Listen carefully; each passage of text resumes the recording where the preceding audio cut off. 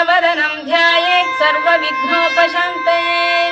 व्यासं वसिष्ठनप्तारं शक्तेः पौत्रमकल्मषम् पराशरात्मजं वन्दे शुकतातं तपोनिधिम् व्यासाय विष्णुरूपाय व्यासरूपाय विष्णवे नमो वै ब्रह्मनिधये वासिष्ठाय नमो नमः अविकाराय शुद्धाय नित्याय परमात्मने सदैकरूपरूपाय विष्णवे सर्वजिष्णवे यस्य स्मरणमात्रेण जन्म संसारबन्धनात् विमुच्यते नमस्तस्मै विष्णवे प्रभविष्णवे ॐ नमो विष्णवे प्रभविष्णवे श्रीवैशम्पायन उवाच।